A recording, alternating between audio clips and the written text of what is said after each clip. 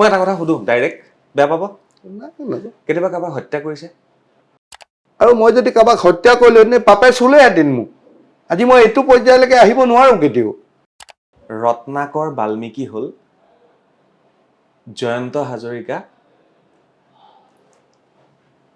কুশল দুৱৰী হ'ল এই কথাটো কিমান দূৰ সত্য জয়ন্ত হাজৰিকা কোন আছিলে হয় এটা সময়ত মই সংগঠনত আছিলোঁ আৰু সেইটো আমি দেশৰ কাৰণে আমাৰ অসমৰ কাৰণে আমি সেই সময় আহ্বানক সঁহাৰি জনাইছিলোঁ আপোনাক ভয় খায় শিৱসাগৰৰ মানুহে বহুত ভয় কৰে মোক যি ওচৰৰ পৰা পাইছে মোক যোনে জানে তেওঁলোকে মোক ভয় নকৰে মোক বহুত ভাল পায় বিশেষভাৱে বিধায়কজনে কি কৰিলে বুলি ক'লে ক'বলৈ একোৱেই নাই তেওঁ স্পেচিয়েলি একো আমাৰ শিৱসাগৰৰ কাৰণে একো কাম কৰিব পৰাই নাই আজি যেনেকৈ যোৰহাটত যিমানবিলাক ৰাস্তা পদূলি ভাল হ'ল তাতে আমাৰ অভাৰব্ৰিজবিলাক হ'ল তেনেকুৱা ধৰণে অনুষ্ঠান প্ৰতিষ্ঠানখিনি হৈ গ'ল তাত যোৰহাটত বহুখিনি আগবাঢ়িলে ডিব্ৰুগড় তেনেকুৱা তুলনাত বহুত ভাল হৈ গ'ল কিন্তু আমাৰ শিৱসাগৰখন মাজতে আমি ৰৈ গ'লোঁ তাৰমানে আমাৰ ৰাইজক দেখুৱাই মুখ্যমন্ত্ৰীক গালি পাৰে অখিল গগৈয়ে তলে তলে মুখ্যমন্ত্ৰীৰ লগত মিলি থাকিব বিচাৰে অখিল গগৈয়ে ৰাইজৰ দল বুলি কয় কিন্তু ৰাইজৰ দলটো এতিয়ালৈকে স্বীকৃতি পোৱা নাই গতিকে তেওঁটো ভেঞ্চাৰ হয়েই দায়িত্ব পোৱাৰ লগে লগে হয়তো আমি ধাৰাবাহিকভাৱে শিৱসাগৰখনক বিশেষভাৱে আত্মনিৰ্ভৰশীল কৰাৰ ক্ষেত্ৰত বুজি পাইছোঁ আমি আৰু যাতে শিৱসাগৰে বেলেগৰ ওপৰত নিৰ্ভৰ কৰিব নালাগে আমি মুখ্যমন্ত্ৰীক সেইখিনি ক্ষেত্ৰতে মই আবেদন জনাম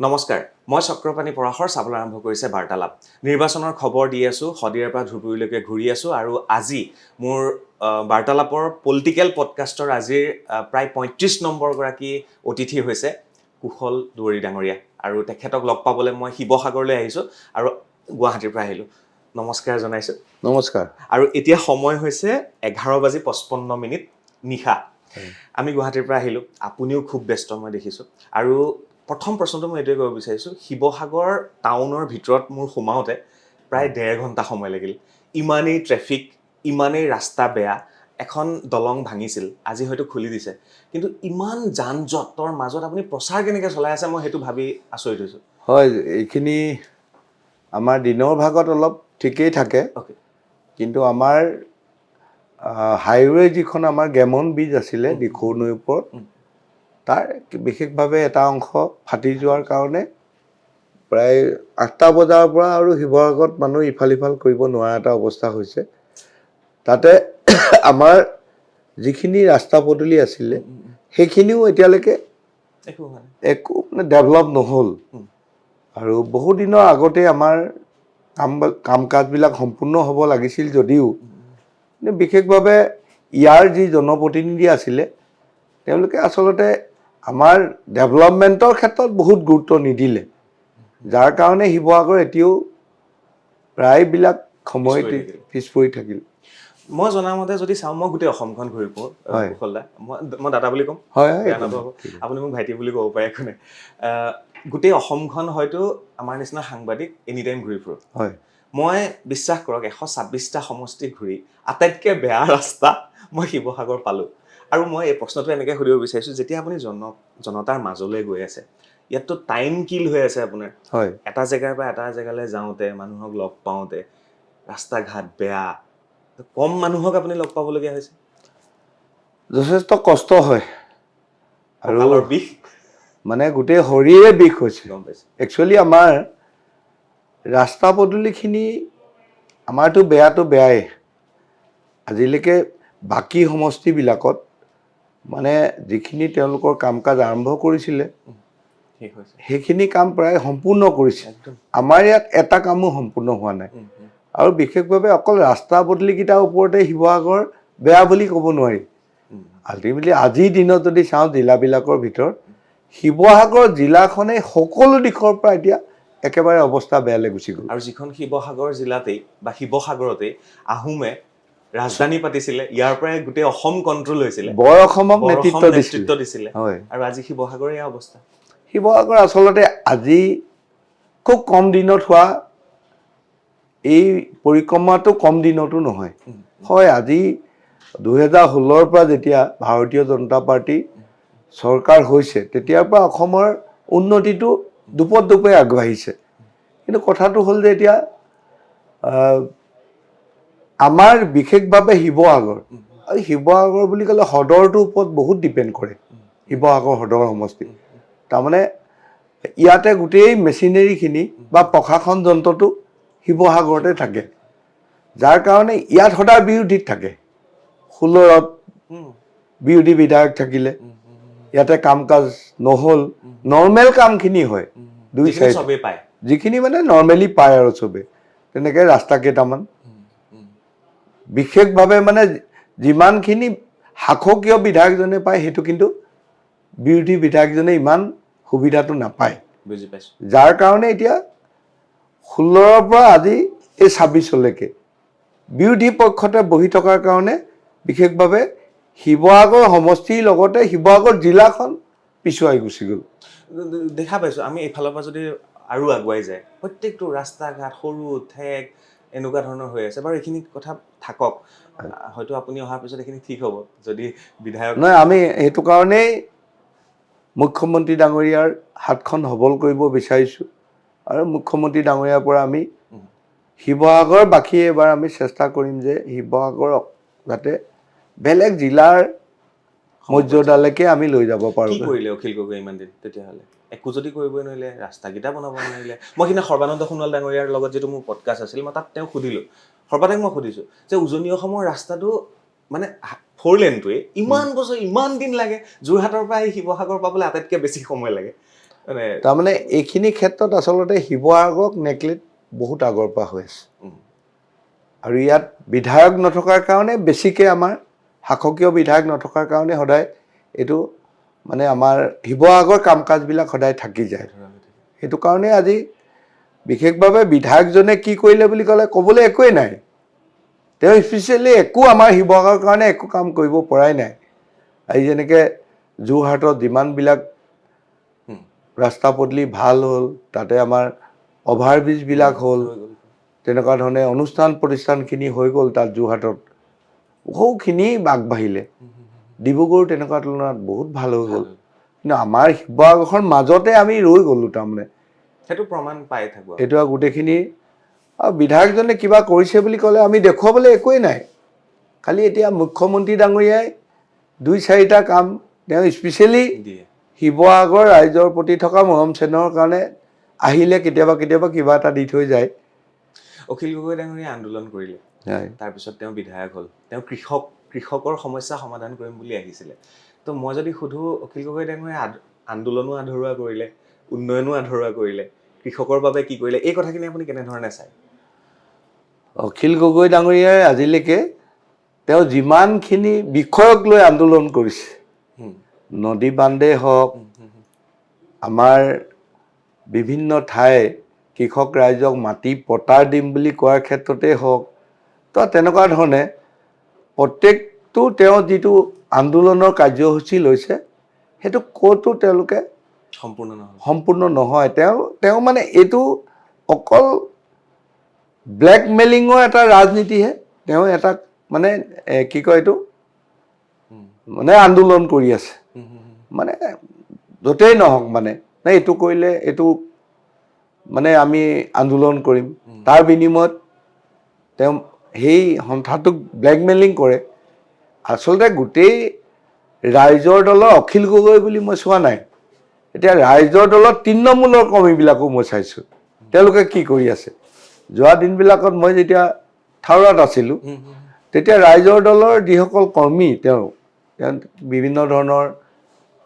বা পঞ্চায়ত লেভেলৰ মৌজা লেভেলত কিছুমান মানুহ আছে এই মানুহবিলাকে কি হয় মানে তেওঁলোকে চাই থাকে যে পঞ্চায়ত প্ৰেচিডেণ্টগৰাকীকো ডিমাণ্ড কৰেগৈ যে তুমি মানে ৰাস্তাটো কাম কৰা দেৰি কৰিছা আমাক 20,000 40,000 নিদিলে তাৰমানে তেওঁলোকৰ পৰ্যায়ত সেইটো ডিমাণ্ড কৰে তো অখিলৰ পৰ্যায়টো বেলেগ অখিলৰ পৰ্যায়টোত কোটি টকা ডিমাণ্ড কৰে আমি শুনিছোঁ যে আমাৰ গুৱাহাটীতো তেনেকুৱা 2-4জন আমাৰ মানুহৰ মাটি ক'ৰবাত তেওঁলোকক মাটি দিয়াৰ কাৰণে তেওঁলোকৰ বিৰুদ্ধে আন্দোলন কৰিছিল তাৰপাছত গম পাইছোঁ তেওঁলোকে বহুত কোটি টকা লৈ পিনে আন্দোলনটো তাতে সামৰণি মাৰিছে।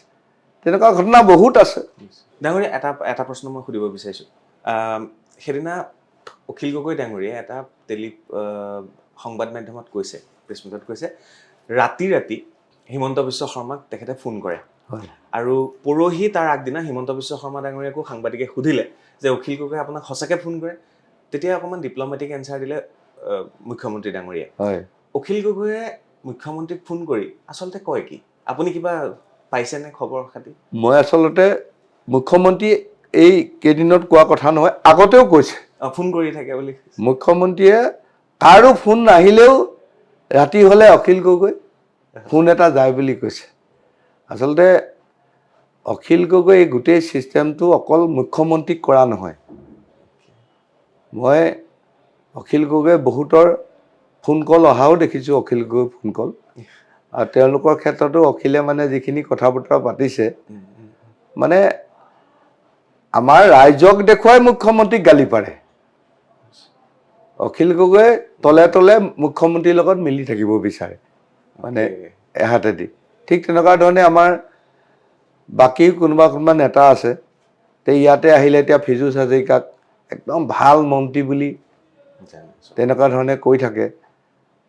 তেনেকুৱা ধৰণে আৰু কেইবাজনো আমাৰ আছে, তেওঁলোকৰ লগতো মোটামুটি সম্পৰ্ক ভালকে ৰাখে। কিন্তু সেই সম্পৰ্কটো ভালকে ৰাখি তেওঁ মানে শিৱসাগৰখনৰ ডেভেলপমেণ্টৰ কথা নাপাতে? নাই, তেওঁতো নিজৰ মুখেৰে কৈয়ে থৈছে, শিৱসাগৰ মানুহেতো তেওঁক কাম কৰিবলৈ জিকোৱা নাই বুলি কৈছে। তেওঁ জেলত আছিলে, জেলৰ পৰা ওলাবৰ কাৰণেহে তেওঁক শিৱসাগৰ ৰাইজে ভোট দিলে বুলি কৈছে। আৰু এইটো আচলতে শিৱসাগৰ মানুহক তেওঁ মাতি আহি আবেদন কৰিছিলে। আমাৰ শিৱসাগৰৰ প্ৰত্যেক অঞ্চলতে গৈ গৈ তেওঁ কান্দিছিলে যে মোৰ ল'ৰাটোক জেলত ভৰাই থৈছে, জেলৰ পৰা উলিয়াই দিব লাগে। আৰু পুতেকেও আমাৰ শিৱসাগৰ ৰাইজক বহুত কাকতি মিনতি কৰিছিলে। আৰু তেতিয়া ৰাইজে আচলতে জেলৰ পৰা ওলাবলৈ বুলি নহয়, তেওঁ এজন বিভিন্ন সময়ত বিভিন্ন আন্দোলন কৰি আছে, বা ৰাইজে ভাবিছিলে যে এইজনৰ থ্ৰুৱেদি শিৱসাগৰখনত কিবা এটা কৰিব পৰা যাব, তেনেকুৱা কথাও চিন্তা কৰিছিল। কিন্তু 5 বছৰ ৰাইজে দেখিলে। এইবাৰ ৰাইজে কি কৰিব? আৰু শিৱসাগৰ ৰাইজৰ ইয়াতে তেওঁ ভেটিটো আচলতে আগতেও নাছিলে, তেওঁ সাংগঠনিক ভেটি নাইতো। ইয়াত এতিয়াও যদি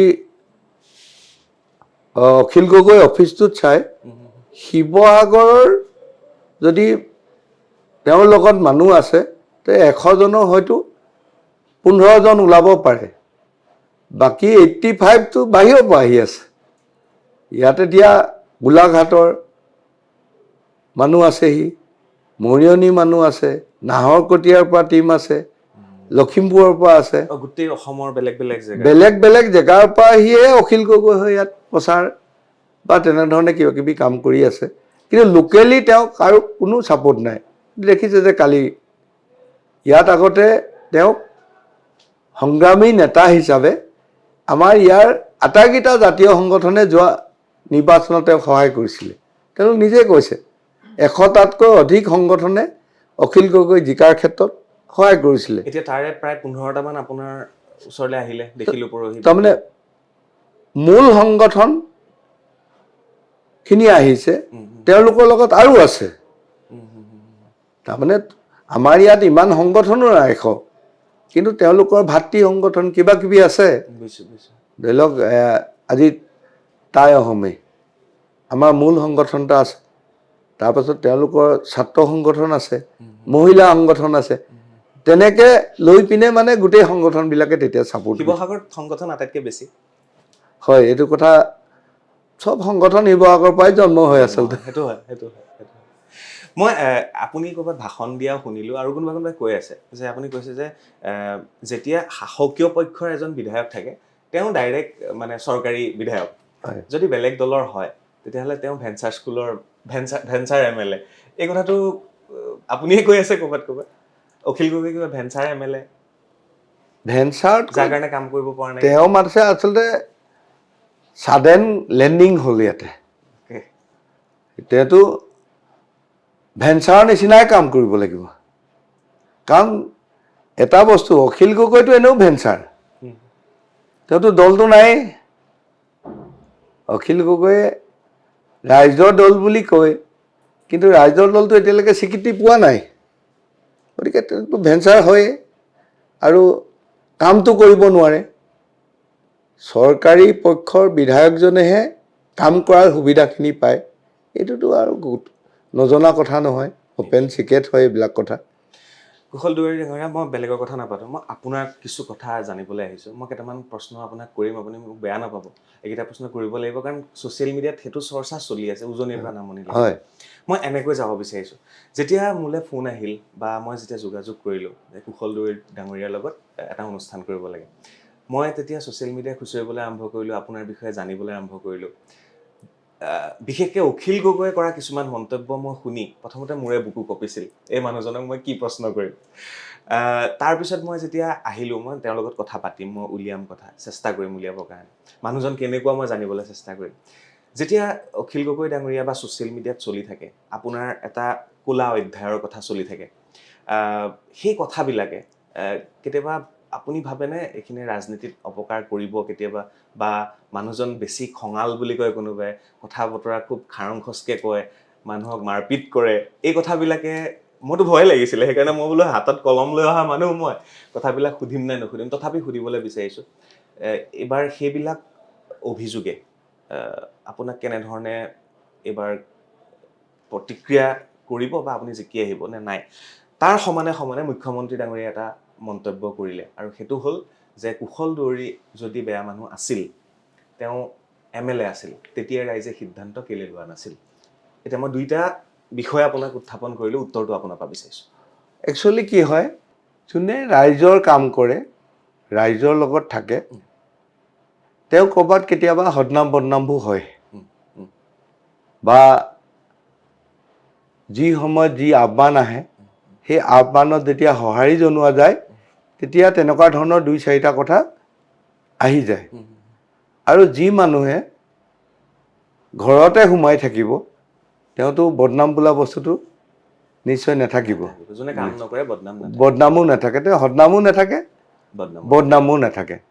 তা আমি সময়ে সময়ে, ধৰি লওক যেতিয়া অসম আন্দোলন আছিলে, 83 পৰা এইখিনি সময়ত, সেইখিনি সময়তো আমাৰ এটা সময়ত বহুত আমাৰ এগেইনষ্টত কিবা কিবি কৰা হৈছিলে, আমাৰ সদনাম বদনাম তেতিয়াও আছিলে, তেতিয়াও আমি ঘৰৰ পৰা আঁতৰিয়ে থাকিব লগা হৈছিলে। ঘৰৰ পৰা আঁতৰি মানে তাৰমানে কি হয়, আমাকতো সদায় পুলিচে আমাক খেদি ফুৰে, জংঘলৰ ফালে অসম আন্দোলনৰ সময়তো আমাক পুলিচে খেদি ফুৰিছিলে। আমি ছাত্ৰ আন্দোলনত প্ৰত্যক্ষভাৱে জড়িত হৈছিলোঁ। গতিকে ইয়াৰ পাছতো যেতিয়া অসমৰ সকলো ৰাইজে এটা সপোন আছিলে, আৰু সেই সময়ত অসমৰ সকলো ৰাইজে ছাপৰ্টো কৰিছিলে।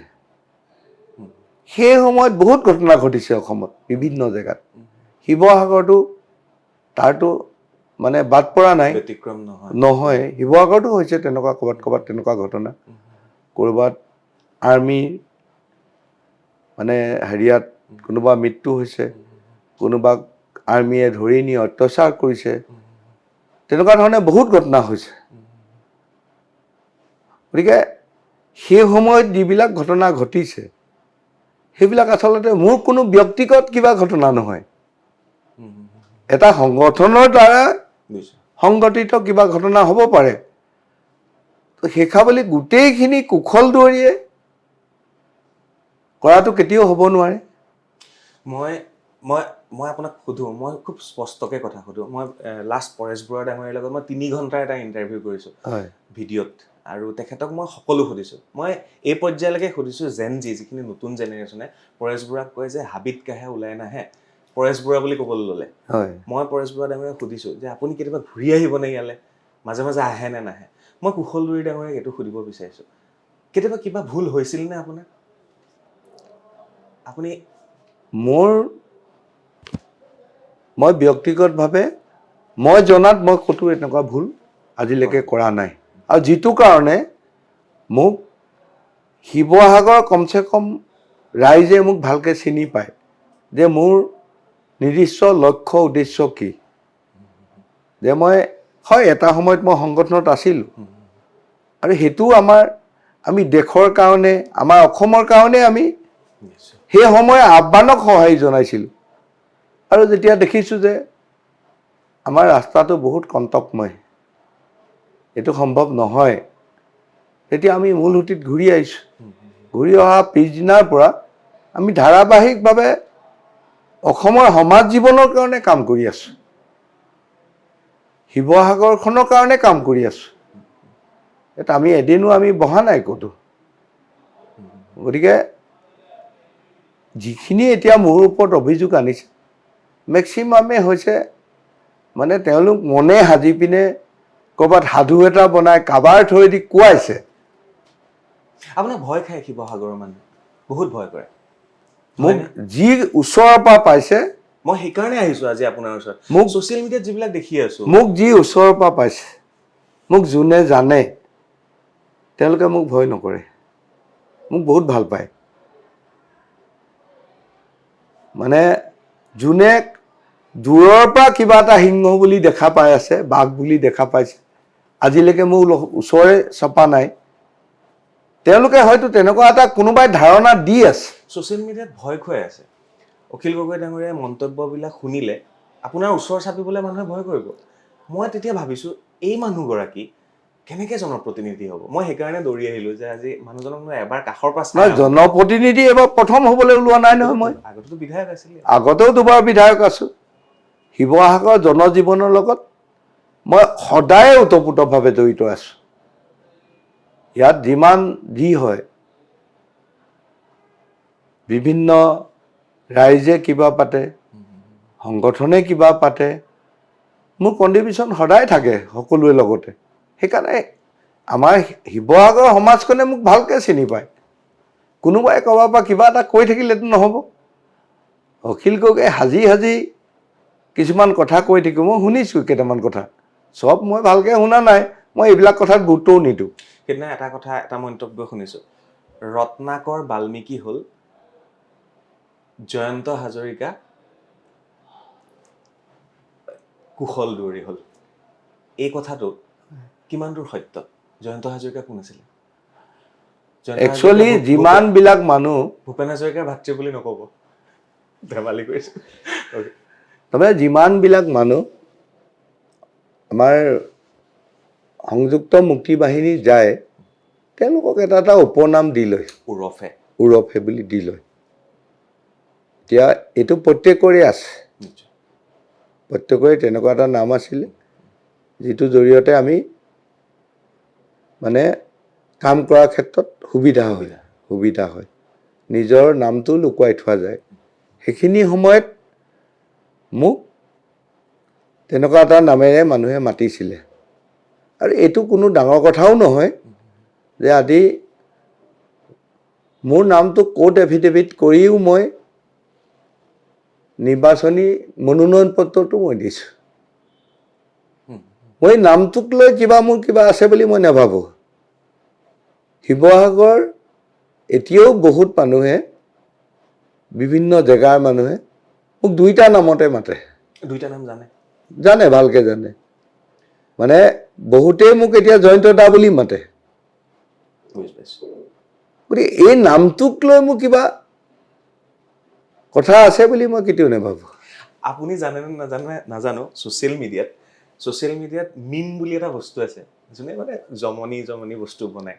এখন চিনেমা আহিছিলে, ইউটিউবত আহিছে, যিখন চিনেমা এতিয়া আমাৰ টেলিভিশ্যনতো আহিছে, য'ত ময়ো তাত এটা চৰিত্ৰ কৰিছোঁ সৰুকৈ। তাত জয়ন্ত বুলি এজন চালফা আছিলে।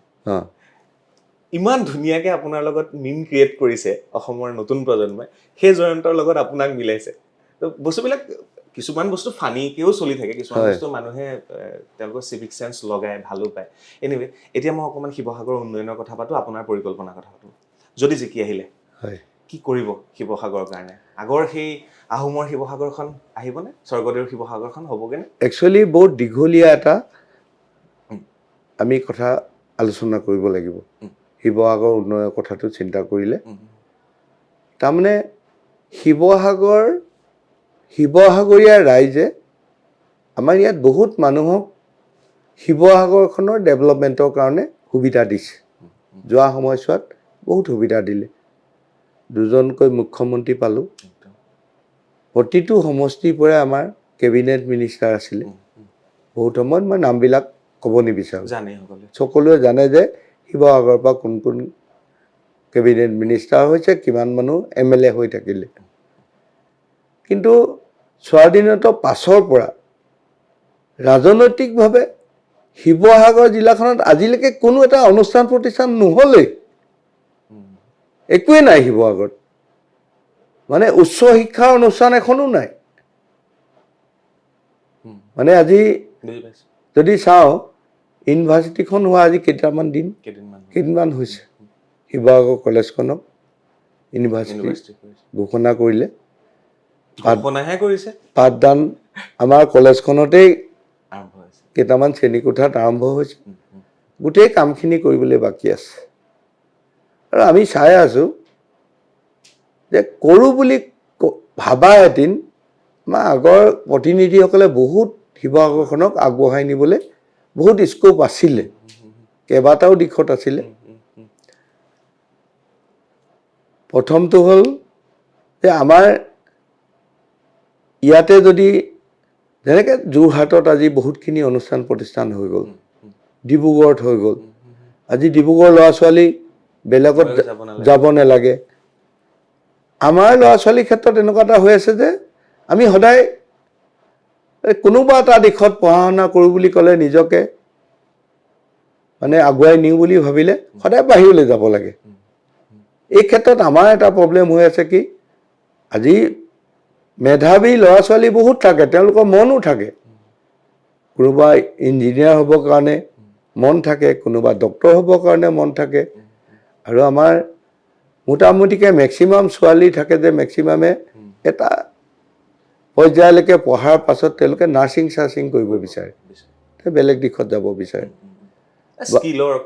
হয়, স্কিল সেইটো লৈ পিনে। এই ক্ষেত্ৰত আমি দেখিছোঁ যে আমাৰ ইয়াত একো অনুষ্ঠানেই নাই এতিয়া। আমি প্ৰথম চাব লগা হৈছে যে বৰ্তমান যি হৈছে শিৱসাগৰ নিউ জেনেৰেশ্যনক যাতে আমি কিছুমান ইয়াতে স্কোপ যাতে তেওঁলোকক ব্যৱস্থা কৰি দিব পাৰোঁ, যে দুখীয়া ল'ৰা ছোৱালীখিনিও যাতে ইয়াতে পঢ়া শুনা কৰি তেওঁলোকে আগবাঢ়ি যাব পাৰে। সেইখিনি ক্ষেত্ৰত আমাৰ শিৱসাগৰত খুব বেছি প্ৰয়োজন আছে এখন ইঞ্জিনিয়াৰিং কলেজৰ।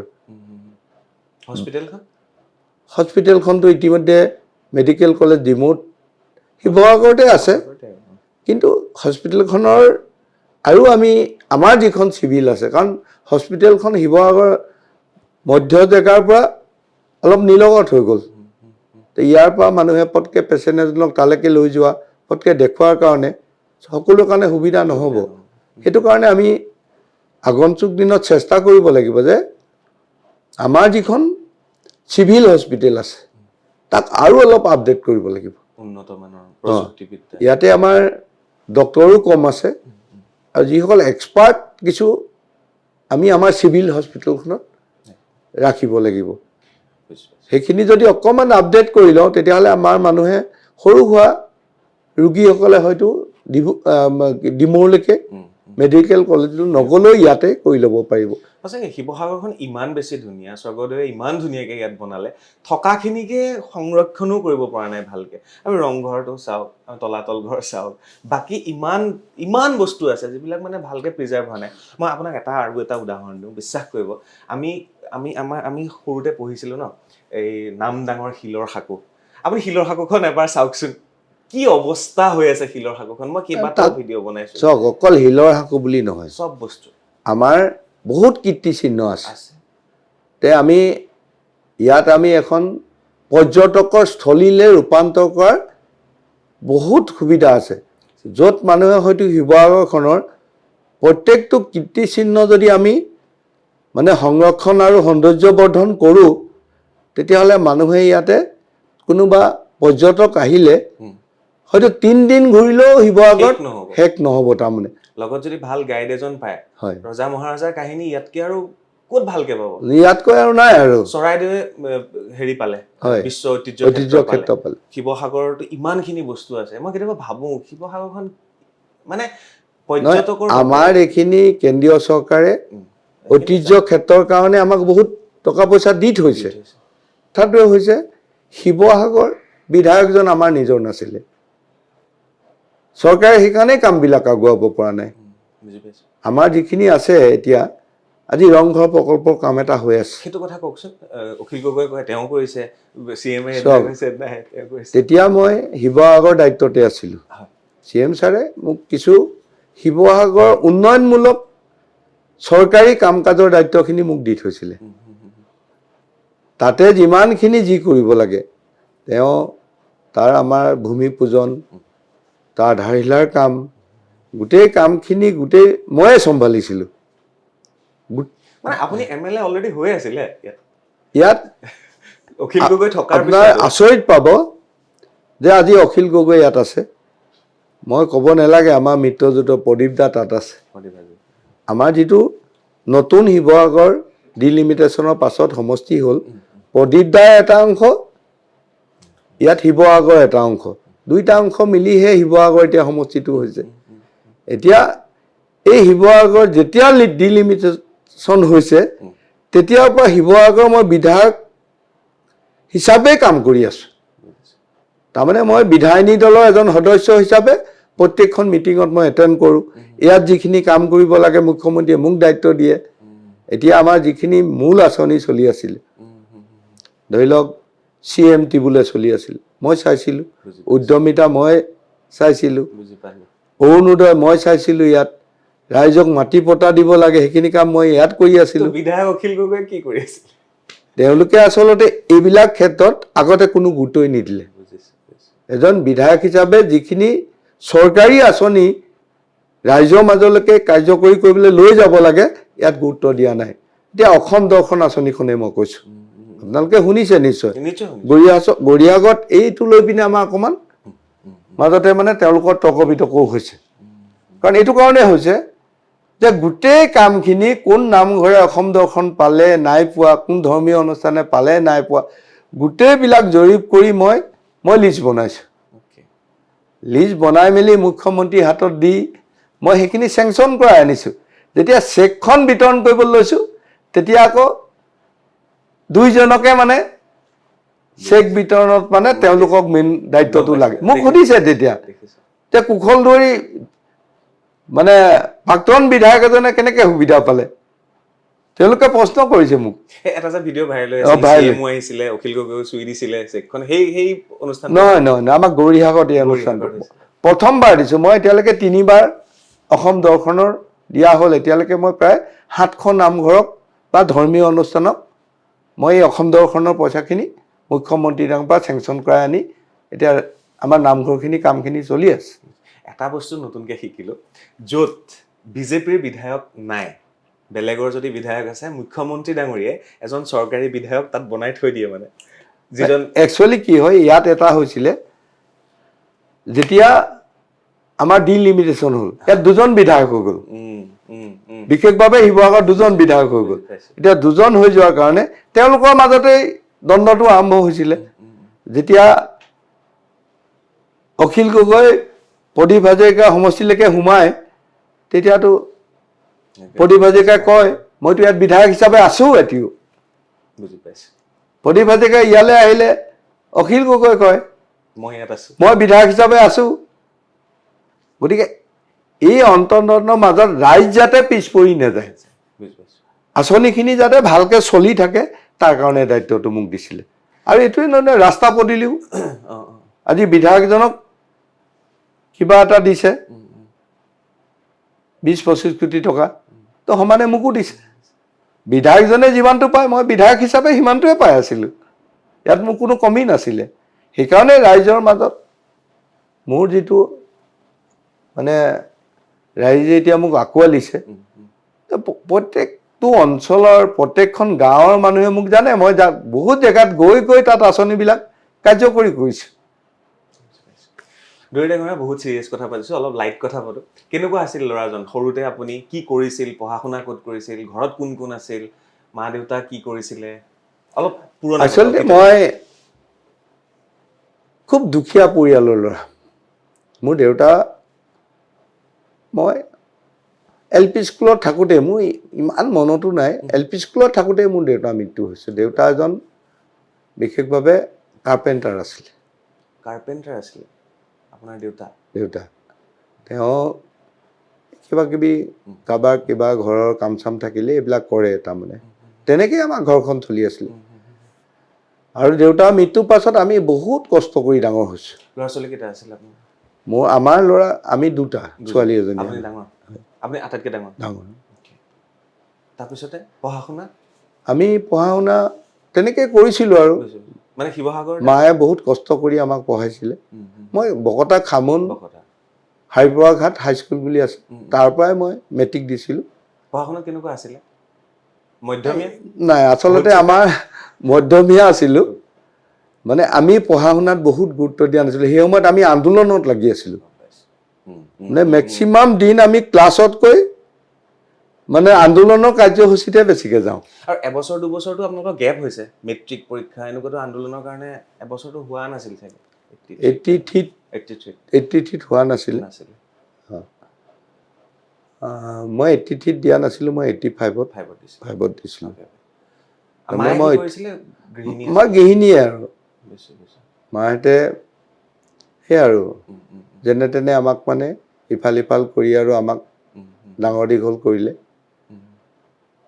আৰু পঢ়া শুনাৰ বাহিৰে খেলা ধূলা কিবা কিবি গীত সংগীত নাটক এইবোৰ ইমানবিলাক আমাৰ চৰ্চা কৰিবলৈ সুবিধা নাছিলে আচলতে আমাৰ পৰিয়ালটো খুবেই বেয়া আছিলে আৰু খালি আমাৰ বৰ্তাৰ পৰিয়াল এটা আছিলে তেওঁলোকে আমাক বেছিকৈ চোৱা চিতা কৰিছিলে বৰ্তা ভাল ফাৰ্ষ্ট ক্লাছ ঠিকাদাৰ আছিলে তেনেকৈ দাদাহেঁতো কিবা কিবি তেওঁলোকৰ নিজৰ দোকান পোহাৰ আছিলে সেই লাইনৰ পৰাই মই মানে এই অলপ চলপকৈ সুবিধা চুবিধা দিয়া আৰু এইখিনি পঢ়ি মেলি মই মেট্ৰিক পাছ কৰাৰ পাছত ডিমৌ কলেজত এডমিশ্যন লৈছিলোঁ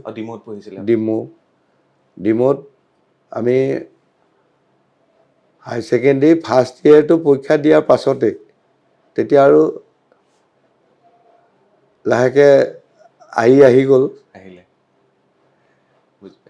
নিমন্ত্ৰণ দিলে আৰু তেতিয়াতো আমাৰ এটা যুঁজ আছিলে তেজাল যুৱক আৰু আন্দোলনৰ যুঁজ এটা আছিলে সেই সময়ত আমি আন্দোলন কৰিছিলোঁ আন্দোলন কৰি অসম গণ পৰিষদ চৰকাৰখন গঠন হ'ল চৰকাৰখনৰ পৰা যিমানবোৰ আশা কৰিছিলোঁ নেপালোঁ সেই এটা ক্ষোভ আছিলে আমাৰ আৰু সেই ক্ষোভত সেই সময়তে আমি তেনেকুৱা ধৰণে এটা আহ্বান অহাৰ পাছত আমি শিক্ষাটো তাতেই এৰিব লগা হ'ল বুজি পাইছোঁ তাৰপিছত ঘূৰি আহি পেলাই আপুনি চাকৰি তাকৰি একো নকৰিলে মই বহুতক চাকৰি দিলোঁ বহুতক চাকৰি দিলোঁ মোৰ লগৰ সহকৰ্মী শিৱসাগৰখনত বহুত মানুহক মোৰ ফালৰ পৰা মই যিমান পাৰোঁ তেওঁলোকক আজি শিক্ষক এপইণ্টমেণ্টেই হওক বা বিভিন্ন বিভাগত আমাৰ যিখিনি মোৰ লগৰ মানুহ আছিলে তেওঁলোকক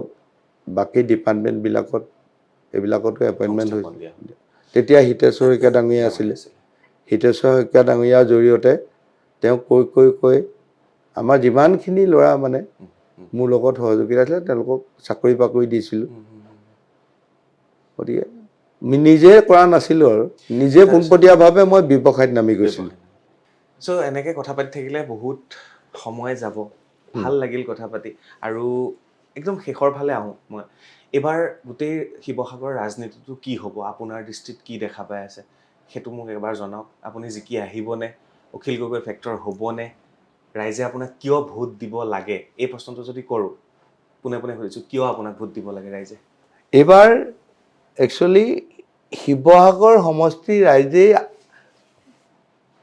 টিকেট পোৱা নোপোৱাৰ আগতে এটা সিদ্ধান্ত আছে যে এইবাৰ শিৱসাগৰ ডেভেলপমেণ্টৰ কাৰণে এইবাৰ মানে শাসকীয় দলৰ লগত থাকিব শিৱসাগৰ ৰাইজ কাৰণ দুটাকে টাৰ্ম তেওঁলোকে দেখা পালে নিয়েষ্ট জিলাকেইখন দেখিলে তাত যিমানখিনি ডেভেলপ হৈছে তাৰ তুলনাত শিৱসাগৰ একোৱেই হোৱা নাই সেইকাৰণে আমি পোনপটীয়াভাৱে নিৰ্বাচনত নমাৰ আগতে শিৱসাগৰ ৰাইজৰ এটা সিদ্ধান্ত আগতে হৈয়ে আছিলে যে এইবাৰ মুখ্যমন্ত্ৰীৰ লগত মানে শিৱসাগৰ ৰাইজ থাকিব গতিকে আৰু যেতিয়াৰ পৰা আমাৰ বহু অপেক্ষাৰ পাছত আপুনি জানে যে আমি টিকেট বহুত নমিনেশ্যনৰ লাষ্ট দিনটোত আপুনি আটাইতকৈ শেষত পাইছে টিকট লাষ্ট দিনটোত পাইছোঁ যে মই 12:30 বজাত মোৰ হাতত ৰাতি 12:30 বজাত মোৰ হাতত টিকেট পৰিছে কিয় ইমান লেট হ'ল বিষয়খিনি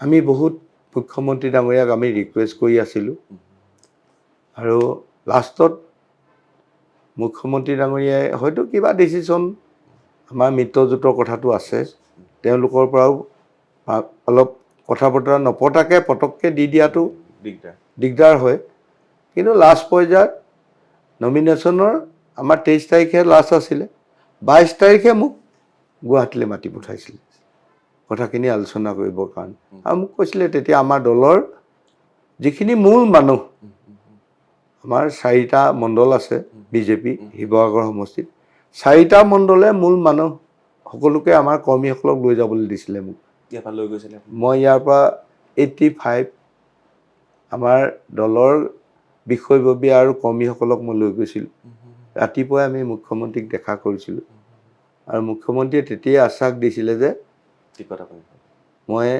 কিবা এটা ব্যৱস্থা কৰি আছোঁ তহঁতি আজিৰ দিনটো ইয়াতে ৰহ আৰু লাষ্টত গৈ মোক 10:30 বজাত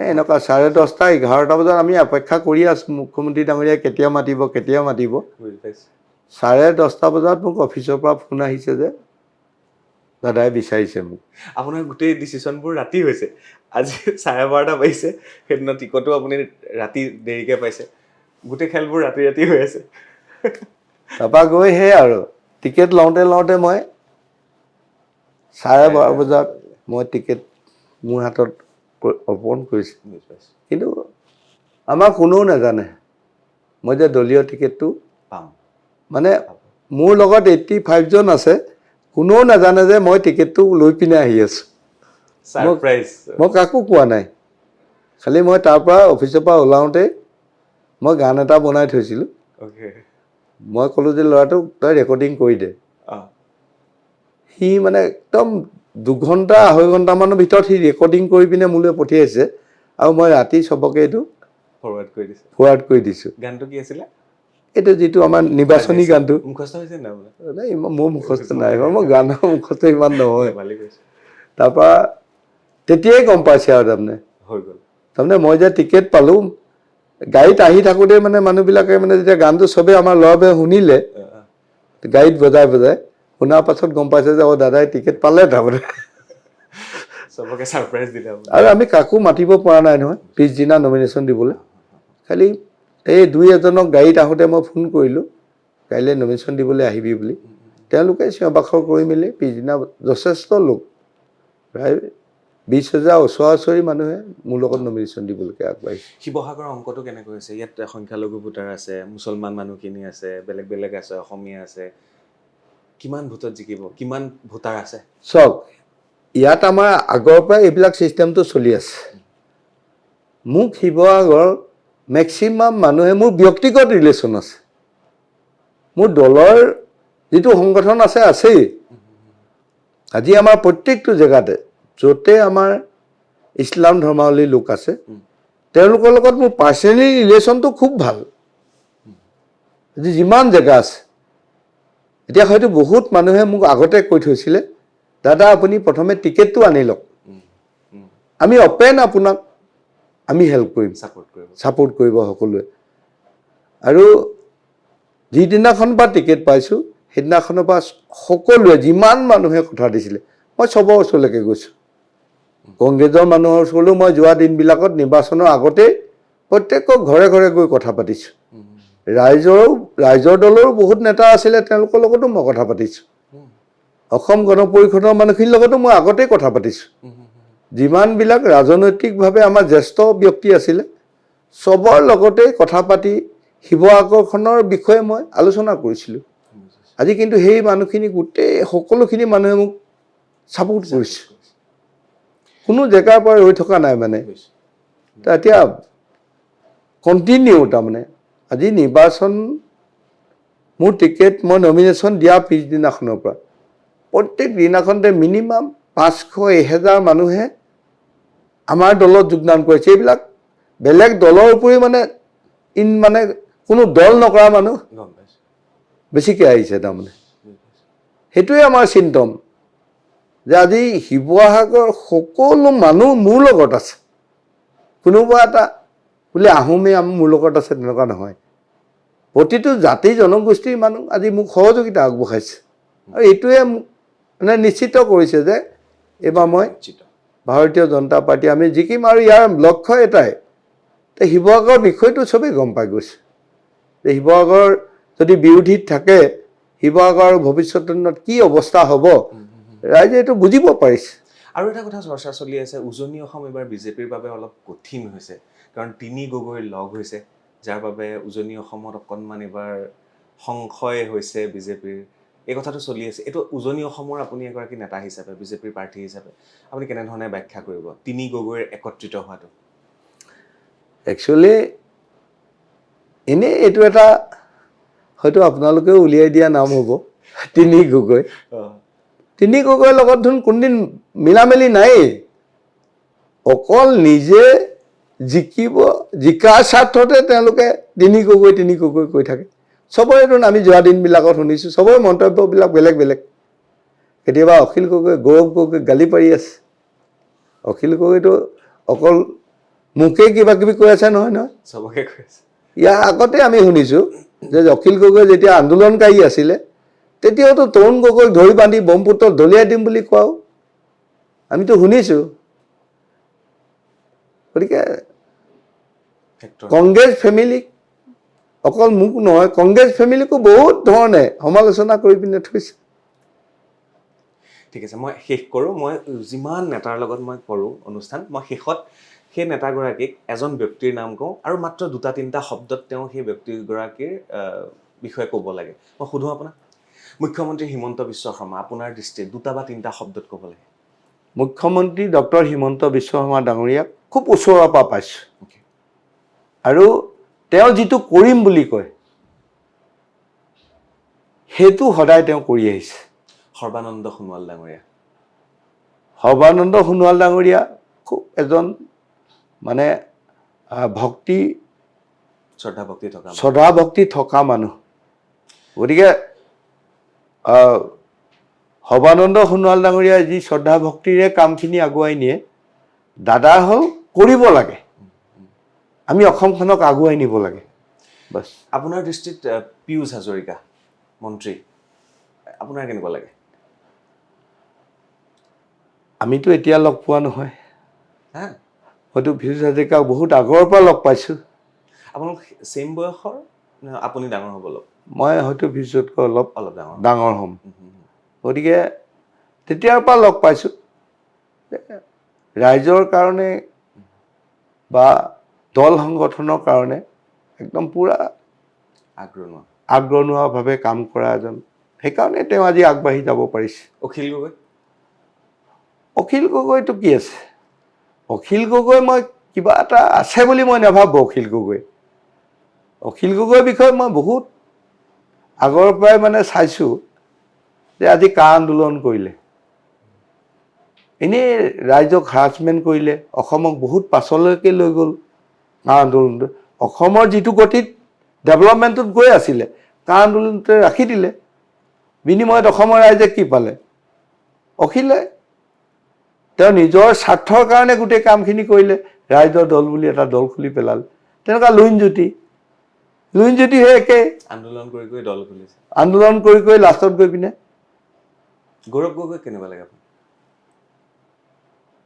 একচুৱেলি মই তেওঁক বহুত ক্ল'জলি পোৱা নাই, কিন্তু তেওঁৰ ক্ষেত্ৰত মই কিছু কথা দেখিছোঁ যে অসমক নেতৃত্ব দিব পৰা গৌৰৱ গগৈ যিখিনি গুণ থাকিব লাগে সেইখিনি হয়তো তেওঁ নাই। মানে শিৱসাগৰৰ আৰু এজন নেতা যাৰ নাম চলিহা, শৃংখল চলিহা, হয়, দম থকা ল'ৰা, তেওঁক কেনেকুৱা লাগে আপোনাৰ? হয়, কিছু ইছ্যুত মাত মাতিছে আৰু ক'ৰবাত মাত মতাৰ প্ৰয়োজনো আছে। আমাৰ জাতিটোৰ স্বাৰ্থত, আমাৰ জাতি মাটি ভেটিক স্বাৰ্থত কেতিয়াবা মাতিব লাগে, আপোনাক সহায় কৰিব? শৃংখল চলি আহে। হুম? না মোৰ ভাইটিৰ নিচিনা, বুজিছোঁ গতিকে কথা বতৰা পাতোঁ, বুজিছোঁ। সহায় কৰিব নকৰে তেওঁ জানিব। আৰু এজন নেতা বুলি ক'লে ভুল হ'ব, তেখেত ইউনিছ তামুলী, তেখেতৰ ঘৰ শিৱসাগৰতে হয়। আছাউদ্দিন ওৱেইচি আহিছে, তাত গৈ তেওঁ দেখিছোঁ ভিডিঅ', তেওঁ তাত জড়িত হৈ আছে। এই ব্যক্তিজনৰ বিষয়ে আপুনি কেনেধৰণে জানে? একচুৱেলি বহুত ইয়াৰে হয়, শিৱসাগৰ আমাৰ জেঙনি কটীয়া। Okay okay. তেওঁ গোটেই বিষয়খিনি মই ভিতৰকে ভালকৈ চিনি নাপাওঁ, কিন্তু যিখিনি মন্তব্য কৰি আছে সেইখিনি আচলতে এই অসমত বহি থাকি বাংলাদেশক বা বাংলাদেশী হৈ কথা কোৱা মানুহজনকতো কোনোবাই ছাপোৰ্ট কৰিব বা আমি ছাপোৰ্ট কৰিম তেনেকুৱাতো নহয় কেতিয়াও। তেওঁ এইটো নিজে জানিব লাগে। আৰু ইউনিছ তামুলী তেওঁতো এটা কথা নিজেও ভাবিব লাগে যে তামুলী তেওঁ উপাধিটো তেওঁ কোনে দি থৈ গৈছে? স্বৰ্গদেউ দি থৈ গৈছে। গতিকে সেই দিনৰ আমাৰ খিলঞ্জীয়া ভূমিপুত্ৰ হৈ বাংলাদেশীৰ কাৰণে মাত মাতিব মই ভাবোঁ তেওঁ নালাগে। খুব সুন্দৰ উত্তৰ। বহুত বহুত ধন্যবাদ, আপোনাক লগ পাই ভাল লাগিল। আৰু মই শেষত কওঁ, মানুহজনক ওচৰৰ পৰা পাই ভাল লাগিল, হাঁহি ফূৰ্তিৰে কথা পাতিছে মানুহজনে, কিন্তু বাহিৰৰ পৰা ছ'চিয়েল মিডিয়াত যেনেধৰণে ভয় খোৱা হৈ আছে আপোনাৰ বিষয়ে, যে বহুত খঙাল মানুহ, এইটো অকল মানে অখিল গগৈ নিৰ্বাচনত, কিন্তু ভাল লাগিল মোৰ কথা পাতি আপোনাৰ লগত। নিৰ্বাচনত তেওঁ দেওনা পাৰ হোৱাৰ কাৰণে মোক গোটেই বদনামখিনি দি আছে। তো অখিল গগৈ মোক যেতিয়া লগ পায় আমিতো ভালকৈ কথা পাতোঁ। মই এটা কথা সুধোঁ ডাইৰেক্ট, বেয়া পাব? কেতিয়াবা কাৰোবাক হত্যা কৰিছে? মই কেতিয়াও কাকো হত্যা কৰি পোৱা নাই। এইটো মোৰ মানুহক হত্যা কৰাটো এটা মহাপাপ হয়। সেইটোতো কোনোবাই মোক বদনাম দি থাকিব পাৰে, মই জানো। আৰু মই যদি কাৰোবাক হত্যা কৰিলোঁ হেঁতেন পাপে চুলেহেঁতেন মোক। আজি মই এইটো পৰ্যায়লৈকে আহিব নোৱাৰোঁ কেতিয়াও। ধন্যবাদ, বিদায় লওঁ আজিলৈ। আপোনাৰ কেনেকুৱা লাগিলে কথা পাতি? ঠিকেই সুধিলোঁ প্ৰশ্ন? নাই ঠিকে আছে। যিকেইটা ছ'চিয়েল মিডিয়াত চলি থকা প্ৰশ্ন মই সেইকেইটাই সুধিছোঁ, তাৰ বাহিৰে মই বৰ বেছিকৈ জানিবলগীয়াও নাছিলে। আৰু আশা কৰিছোঁ আপোনাৰ সপোনবোৰ পূৰণ হওক আৰু শিৱসাগৰক এটা নতুন ৰূপ দিয়ক। স্বৰ্গদেৱে সপোন দেখা শিৱসাগৰখন যাতে আমি ঘূৰাই পাওঁ, পৰ্যটক যাতে আমি লক্ষ্য বান্ধিয়ে লৈছোঁ। নিশ্চয় নিশ্চয়। আমি পৰ্যটন চলি বনাবৰ কাৰণে ইতিমধ্যে আমি বহুত কিবা কিবি প্ৰিপেৰেশ্যনো কৰিছোঁ। মুখ্যমন্ত্ৰীয়ে মোক কিছু দায়িত্ব দি থৈছে। নিবনুৱা সমস্যা সমাধানৰ কাৰণে কিছু ৰাস্তা দি থৈছে, সেইখিনিও আমি বহুখিনি আধা কাম আমি আগবঢ়ালোঁ। খালি এতিয়া এইখিনি কাৰ্যকৰী কৰিবলৈ বাকী আছে। সেইখিনি আমি দায়িত্ব পোৱাৰ লগে লগে হয়তো আমি ধাৰাবাহিকভাৱে শিৱসাগৰখনক বিশেষভাৱে আত্মনিৰ্ভৰশীল কৰাৰ ক্ষেত্ৰত আমি আৰু যাতে শিৱসাগৰে বেলেগৰ ওপৰত নিৰ্ভৰ কৰিব নালাগে, আমি মুখ্যমন্ত্ৰীক সেইখিনি ক্ষেত্ৰতেই মই আবেদন জনাম। বিদায় লওঁ ডাঙৰীয়া। এতিয়া এই অনুষ্ঠান মই ঘড়ীটো যদি দেখুৱাই, আমি প্ৰায় 12:55 অনুষ্ঠান আৰম্ভ কৰিছিলোঁ, এতিয়া 12:39 হ'ল। গতিকে কথা পাতিলে বহুত পাতিব লাগিব, কাৰণ আপুনিও আকৌ প্ৰচাৰত যাব লাগিব, ময়ো বেলেগ সমষ্টিত যাব লাগিব। চ' আজিলৈ বিদায় লৈছোঁ, আমি আকৌ লগ পাম। বহুত বহুত ধন্যবাদ। ধন্যবাদ। আপোনালোকে চাই থাকিব বাৰ্তালাপ। আৰু কেইবাজনো নেতা আছে মোৰ সৈতে, ইলেকশ্যনলৈ বেছি দিন নাই, গতিকে 7 তাৰিখৰ ভিতৰত প্ৰত্যেকগৰাকী নেতাৰ সৈতে মই কথা পাতিব লাগিব। এয়া আছিল কুশল দুৱৰী ডাঙৰীয়া, শিৱসাগৰৰ পৰা বিজেপিৰ প্ৰাৰ্থী। ভাল লাগিল কথা পাতি, ধন্যবাদ জ্ঞাপন কৰিছোঁ। ধন্যবাদ।